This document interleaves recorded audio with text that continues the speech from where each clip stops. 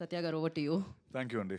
గీత గారు, ఒకసారి మీరు సినిమా చూసారు కదా? యా, ఒకసారి రండి. చూసి ఎలా ఉంది, ఏమనిపించింది? నాకైతే చాలా బాగా Matching. అనిపించింది. నేను ఇన్ఫాక్ట్ ఇందాక కూడా కాదు, మాట్లాడుతున్నాను మీరు అంజలితో. ఈవెంట్కి వచ్చారు, మేము అది కాదు కదా, మీరు ఆనెస్ట్ గా చెప్తారు కదా. అసలు నేను So, ఈవెంట్ చెప్పండి. కన్ఫర్మ్ అవ్వక ముందు నేను సినిమా చూసాను. చూసారు. Yeah, what did you feel? I really love it. Actually చాలా న్యూస్ ఆన్రా అనిపించింది. Okay. ఎస్పెషల్లీ లాగ్స్ రివీల్ అయ్యే విధానం చాలా బాగా అనిపించింది. అండ్ ఇలాంటి అంటే దీంట్లో కూడా కమర్షియల్ ఎలిమెంట్స్తో పాటు ఒక మెసేజ్తో పాటు అండ్ నిజంగా తను చెప్పినట్టు ఎటువైపు వెళ్ళాలి, ఏది చెప్పాలి అనే ఒక క్వశ్చన్ మార్క్లో ఉంటారు ప్రతి ఒక్కళ్ళు. అండ్ అది నాకు చాలా బాగా అనిపించింది. Thank you.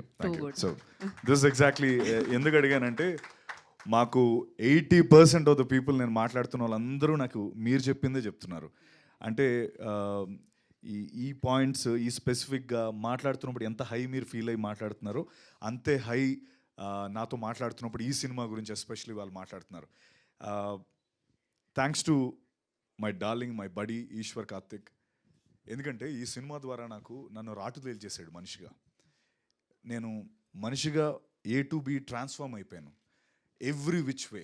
అంటే అది నాకు ముందు కొంచెం కాన్ఫిడెన్స్ తక్కువ ఉండేది మాట్లాడేటప్పుడు. స్టేజ్ పైకి వచ్చి కొంచెం ధైర్యంగా మాట్లాడడానికి కొంచెం తక్కువ ఉండేది. లేదా అంటే కెమెరా ముందు చిత కొట్టేస్తాను, అది అంటే చిత కొట్టేస్తానని నేను అనుకుంటున్నాను. అక్కడ నాకేం భయం లేదు, కానీ ఇలా మాట్లాడేటప్పుడు లేకపోతే ఎక్కడో దొరక ఇన్సెక్యూరిటీ ఉండేది. బడీ వాట్ యూ థింక్, మనం కొడుతున్నావారా ఏంటి? సినిమా కొంచెం ప్రాసెస్లో వెళ్తున్నప్పుడు కొన్నిసార్లు ఆగింది, ముందరికి వెళ్తుంది, కొన్నిసార్లు ఏదో మాకు ఇష్యూస్ వచ్చాయి. ప్రతిసారి రాత్రి 2 గంటలకి 3 గంటలకి నేను మాట్లాడుకునే వాళ్ళం. అప్పుడు తను నాకు నా బర్త్డేకి ఒక వీడియో పంపించాడు. ఆ వీడియో ఏంటంటే అందులో రాసిపెట్టి ఉంటుంది అనమాట. అందులో వీడియో సారాంశం ఏంటంటే, trust the process, God's plan. God నీకు ఓన్లీ విజన్ ఒకటే చెప్తాడు. అంటే నీకు ఈ సినిమా హిట్ అవ్వాలి అని మాత్రం నీకు బుర్రలో వచ్చేలా చెప్తాడు తప్ప, హిట్ అవ్వడానికి నువ్వు పడే తాపత్రయం, నువ్వు పడే లోటుపాటు, లేకపోతే నీకు పడే బాధలు ఇవన్నీ గాడ్ చెప్పడు. ఎందుకంటే ఒకళ్ళు చెప్తే నువ్వు ఆ సినిమా చేయవు.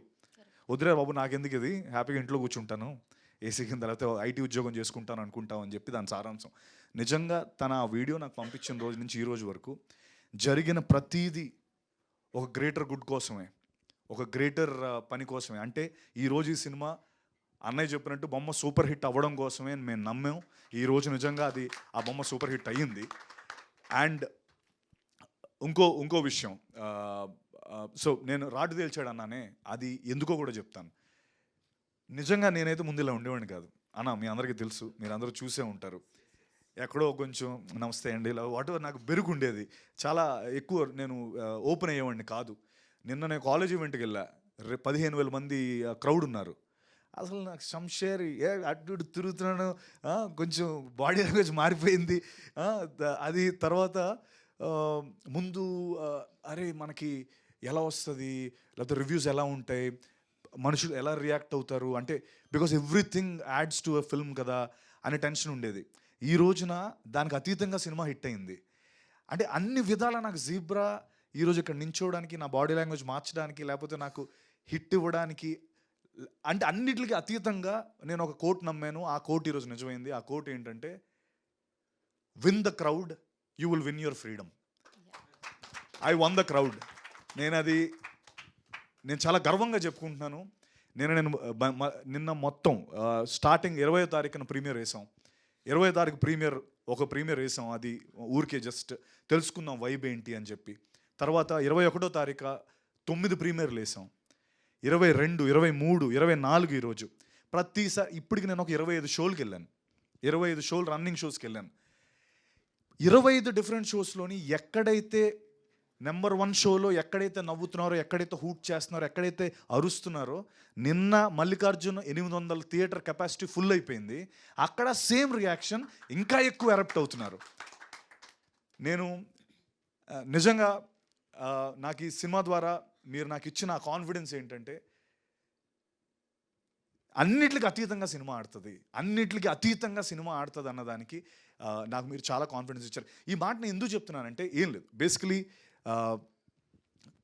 ఇప్పుడు అంటే ఎవరిని నేను ఉద్దేశించో లేకపోతే దేనికే కాదు, అంటే మనం మామూలుగా మేము జనాల కోసమే, మేమందరం సినిమా జనాల కోసమే చేస్తాం.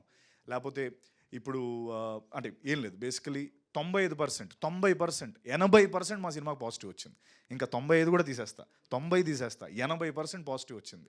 ఓ 20% నెగిటివ్ ఉంది. అయితే ఈ 20% నెగిటివ్ చాలా నెగిటివ్ ఉంది, అంటే 80% చాలా పాజిటివ్ ఉంది. నాకేమైందంటే అరే మేము సినిమాలు జనాల కోసమే చేస్తున్నాం, మీరు వాట్ ఎవర్ రివ్యూస్ అవన్నీ జనాల కోసమే ఇస్తున్నారు, బట్ మా దాంట్లో మాకు అర్థమైంది మేము 80% జనాలకు దగ్గరగా ఉన్నాం, మీరు 20% ఉన్నారు దగ్గరగా. 80% మీ రివ్యూతో ఏకీవించట్లేదు. అది ఏదైనా కావచ్చు, అంటే నేను మామూలుగా I'm just saying it because I've seen it. ఇది నేను నా ముందు సినిమాలకి చాలా నేను చూశాను, అరే మన సినిమా బాగాలేదురా భయ్, లేదురా వాళ్ళు చెప్పింది కరెక్టే. నేను ఏ రోజు కూడా ఎప్పుడు కూడా నేను దాన్ని కౌంటర్ చేయలేదు, ఎందుకంటే యా దట్స్ రైట్, వాళ్ళు చెప్పింది రైటే అని అనుకున్నాను.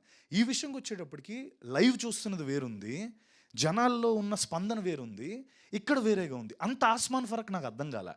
అరే ఇప్పుడు వీళ్ళకి నచ్చకూడదు కదా, వీళ్ళకి ఎక్కడో మధ్యలో 50%లో ఉండాలి కదా, అటు ఇటు మరి 80-20 డిఫరెన్స్ ఉంది ఏంటి అన్నది కొంచెం బాధ అనిపించింది.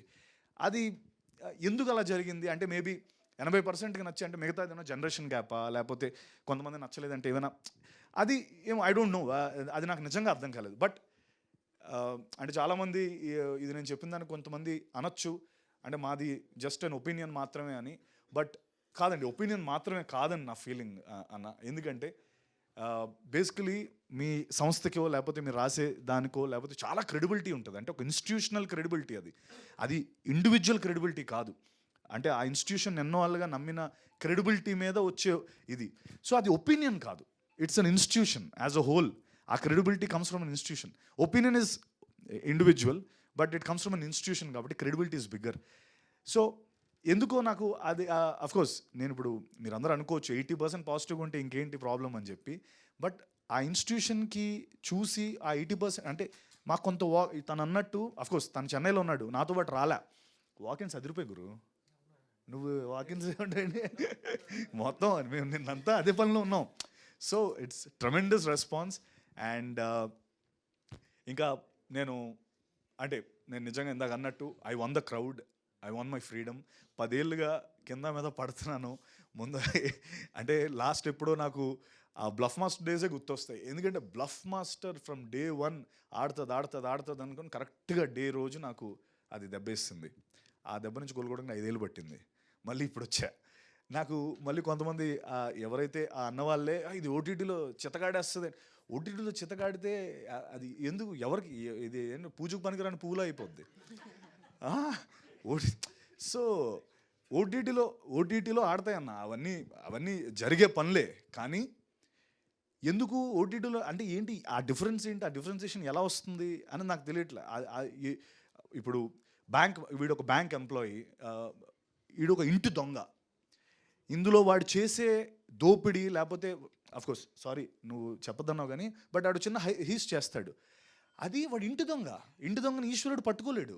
ఇప్పుడు మీ ఇంట్లో పని మనిషి ఉందన్న, మీ డబ్బులు ఎక్కడ పడుతుందో ఆవిడకి తెలుస్తుంది, తీసేస్తే ఎవరికి ఎలా తెలుస్తుంది, బయట నుంచి వచ్చేవాడు కష్టం. కానీ అందులో మా సినిమాలో డైలాగ్ కూడా ఉంటుంది, అరే బడి ఇంత చెప్తున్నావు మనం చేయగలమా అంటే, రే నువ్వు మర్చిపోతున్నావు, మనం బ్యాంకర్స్, వీఆర్ ఇన్సైడర్స్, నువ్వు ఎందుకు అంత కష్టం అనుకో, he knows in and out, ఆడికి ప్రతిదీ తెలుసు. అంత చిన్న లాజిక్ ఎలా మిస్ అయ్యామో అని అనిపించింది. అంటే ఇవన్నీ ఎందుకు అంటే మేబీ ఇంకొకసారి అంటే 80% నచ్చింది కదా, ఈ 20% కూడా ఇంకొకసారి చూడమంటాను సినిమాని. ఎందుకో ఎక్కడో మీరు చిన్న కొంచెం ల్యాప్స్ అవ్వడం లేకపోతే కొద్ది మిస్ అవ్వడం, బికాస్ ప్రతి పాయింట్ ఫస్ట్ హాఫ్ నుంచి సెకండ్ హాఫ్ వరకు పే ఆఫ్స్ ఉంటానే ఉంటాయి. ఎందుకు ఇది పెట్టాడు అన్నదానికి సెకండ్ హాఫ్లో పే ఆఫ్ ఉంటుంది. అది ఏమాత్రం మిస్ అయినా ఈ పే ఆఫ్ మనకు అర్థం కాదు. See, I'm not denying you might have watched it with right intention only, but ఎక్కడో మేబీ నా లోపల ఒకటి ఉండిపోయింది, ఈ డిఫరెన్స్ కవర్ చేసుకుంటే నాకు బాగుంటుందేమో. మరి అంటే ఇప్పుడు కొంతమంది యూట్యూబర్ రివ్యూవర్స్ ఉంటారు, వాళ్ళు కూడా ఏకి పడేస్తుంటారు సినిమాల్ని, వాళ్ళు ఒక వెరీ పాజిటివ్ రివ్యూస్ ఉన్నాయి, ఇటువైపు ఒక ఇది ఉంది, ఏంటో ఈ వ్యత్యాసం నాకు అర్థం కాలే. అందుకనే నేను ఇంతలా మాట్లాడుతున్నాను. జనరలీ నేను I usually don't voice out my opinion, but ఈ ఫిల్మ్కి అయితే నాకు అనిపించిందండి. బట్ అగైన్ ఇదంతా ఇంకొక నా కాన్ఫిడెన్స్ మనోడు ఇచ్చిన, ఇందాకన్నా నేను నన్ను రాటు తేల్చాడని, దీనికి అతీతంగా నాకు హౌస్ఫుల్స్ అవుతున్నాయి అన్న, దీనికి అతీతంగా నాకు సినిమా ఆడుతుంది, అది నాకు చాలా పాజిటివ్ అనిపించింది. అంటే ఎక్కడో అరే ఆ బెరుకు ఆ భయం అన్నది నాకు ఈ సినిమా తీసింది. And yes, I'm open for discussion. నేను ఇంకా మేబీ ఎందుకు నచ్చలేదని నేను పర్సనల్గా కూడా మీతో మాట్లాడతాను, కానీ బట్ ఎక్కడో ఈ గ్యాప్ని కవర్ చేసుకుంటే నా సినిమా ఇంకా బాగా వెళ్తుంది, అండ్ చాలా బాగా వెళ్తుంది, అండ్ ఇంకా దానికి మించి ఆడుతుంది అన్న విషయం నేను నమ్ముతున్నాను. ఈశ్వర్ కార్తిక్ చెప్పింది నిజంగా ఇందాక 5 ఏళ్ళు తను కింద మీద పడి తెలుగు నేర్చుకొని తెలుగులో సినిమా చేయాలని, నేను ఎవరినో అతను మేబీ నేనేదో ఇక్కడ స్టార్ అనుకుని ఉంటాడు ఆయన తెలియదు కుర్రోడికి, అక్కడి నుంచి వచ్చాడు ఈ అమ్మాయి ఇడితో చేస్తే అయిపోద్దని, వాడి కష్టాలు తెలియవు. Thank you buddy, thank you so much, because scripts like these are అంటే యూజువలీ నా వరకు రావు. అది పాపం తను ఏదో అక్కడి నుంచి ఈడో బాగానే కింద మీద పడి చేస్తున్నాడని నా దగ్గరికి వచ్చాడు, అది నేను పట్టుకున్నాను. ఆ పట్టుకున్న రోజు నుంచి పాపం ప్రాబ్లం స్టార్ట్ అయ్యాయి మనోడికి ఈ రోజు వరకు కూడా. అంటే పాపం నమ్మొచ్చాడు, లేదు లేదు లేదు చెప్తున్నా, నమ్మొచ్చాడు. ఈడేదో తనన్న అంటే thank you for saying that, but they love me so much, అంటే they love me here very much. And ఇక్కడే గెలుస్తాను ఈశ్వర్, గెలిచేసాం ఆల్రెడీ, మనం ఇక్కడే గెలుస్తాం, నో డౌట్ అందులో. Thank you very much. And ఇన్నేళ్ళు నువ్వు కష్టపడి, అండ్ ఇంకొక దాంట్లో కూడా తెలుగు డైరెక్టర్ అయి ఉంటే ఇంకా బాగా చేసేవాడు అని ఏదో ఒకటి చదివాను, అది కూడా కొద్దిగా బాధ అనిపించింది. ఎందుకంటే no disrespect for anyone, అరే పాపం తెలుగు నేర్చుకొని కింద మీద పడి అంత దూరం వచ్చి ఈజీగా చెన్నై టు హైదరాబాద్ ఒక 500 సార్లు తిరిగి ఉంటాడు, నాకు తెలిసే 500 ఫ్లైట్లు తిరిగి ఉంటాడు ఇతను. ఎందుకు ఆ కర్మ, అంటే ఎందుకంత తపన, ఎందుకంత ఎఫర్ట్, అంత పెట్టి 500 ఫ్లైట్లు వేసుకుని తక్కువ. సారీ టు సే, నిన్న నైట్ 11 o'clock ఫ్లైట్కి వెళ్ళాడు, ప్రెస్ మీట్ పెట్టమంటే మార్నింగ్ 4 గంటల ఫ్లైట్ తీసుకొని వచ్చాడు. అసలు ఇదే జరిగింది ఇప్పుడు. అంటే అతను నిజంగా మనోడి దగ్గర డబ్బులు కూడా లేవు అన్న, ఇన్ని కొనేవచ్చన్నా 500 ఫ్లైట్లు డబ్బు పెడితే ఒక 2 BHK వస్తుంది ఇక్కడ హైదరాబాద్లో, అంత చేశాడు. అది కొంచెం అరే తనకి తెలుసు సెన్సిబిలిటీస్. ఇప్పుడు తమిళ్లో కన్నడలో సినిమా ఇరగాడుతుంది, తమిళ్లో వాళ్ళు వేసిన తక్కువ షోస్ అయినా 80% ఫుల్స్ అవుతున్నాయి. మన నాన్ లోకల్ లాంగ్వేజ్, అది డబ్బింగ్ చేసాం, అద్భుతంగా ఆడుతుంది, కన్నడలో అద్భుతంగా ఆడుతుంది, ఇక్కడ అద్భుతంగా ఆడుతుంది. తను యూనివర్సల్ కంటెంట్ ఇచ్చాడు. It's not about Telugu director or not about ఏదో ఒక పర్టికులర్ తెలుగు డైరెక్టర్ అయితే ఇంకా బాగా చేసి ఉంటాడు. I think that's wrong. He is definitely an Indian director మనోడు. నేను తనకి ఇది అతిశయోక్తిగా ఉండొచ్చు నేను చెప్పేది, బట్ నేను నా షూటింగ్ అయిపోయిన రోజు నేను ఈశ్వర్కి చెప్పిన మాట ఏంటంటే, Eshwar, you will do a film with Rajinikanth sir or Shahrukh Khan sir, for sure you have the capacity and capability. ఆ రైటింగ్ అంత గొప్ప రైటింగ్.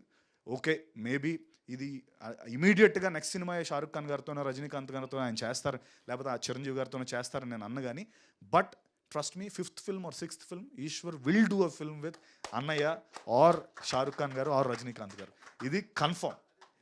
అంత గొప్ప దర్శకుడు. అండ్ బాలా అండ్ దినేష్, మా రెడ్డన్న SN రెడ్డి గారు ఈ సినిమాని నమ్మి ఇంత డబ్బు పెట్టి ఇంతవరకు వచ్చారు. ఆడియన్స్ మనం తప్పు చేయరు, 100% will win it. And thank you so much ఇక్కడికి వచ్చినందుకు. ఇది Q&A లా నేను అనుకోను, let's do a media interaction. మీకు అనిపించింది అడగండి, నేను అనిపించింది వాట్ ఎవర్ ఇంటరాక్షన్ లాగా చేసుకుందాం. అంటే I don't want call it Q&A లా కాకుండా. Okay, thank you.